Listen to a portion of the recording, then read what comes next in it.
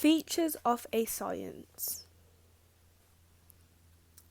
So the things talked about is paradigms and paradigm shifts, theory construction, falsifiability, replicability, objectivity, and empirical methods. Paradigms and paradigm shifts. Kuhn said that what distinguishes scientific disciplines from non-scientific disciplines is a shared set of assumptions and methods, a paradigm. Kuhn argued that social sciences, including psychology, lack a universally accepted paradigm and are best seen as a pre-science, like natural sciences such as biology. Paradigm shifts occur, according to Kuhn, when there is a scientific revolution. So a handful of researchers begin to question the accepted paradigm when there is too much contradictory evidence to ignore. Theory construction. A theory is a set of general laws of or principles that have the ability to explain particular events or behaviours. Testing a theory depends on being able to make clear and precise predictions on the basis of the theory, i.e. to state a number of possible hypotheses. A hypothesis can be tested using scientific methods to determine whether it will be supported or refuted.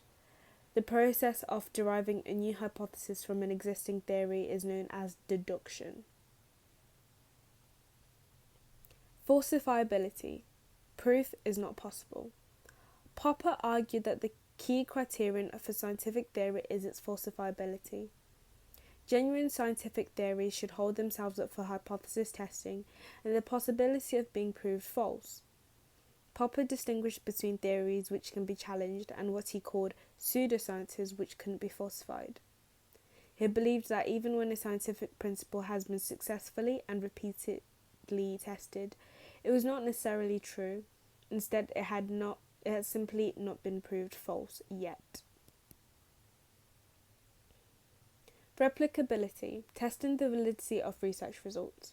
If a scientific theory is to be trusted, the findings from it must be shown to be repeatable across a number of different contexts. By repeating a study, Popper suggests that we can see the extent to which the findings can be generalized. Objectivity.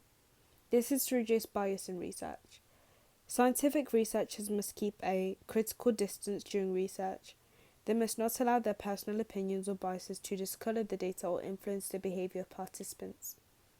As a general rule, those methods in psychology that are associated with the greatest level of control, such as lab experiments, tend to be the most objective.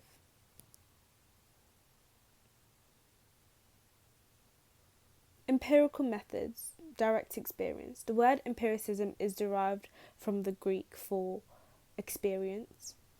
Empirical methods emphasize the importance of data collection based on direct sensory experience. The experimental method and the observational method are good examples of the empirical method in psychology.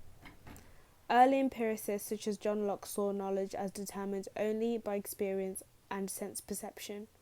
A theory cannot claim to be scientific unless it has been empirically tested.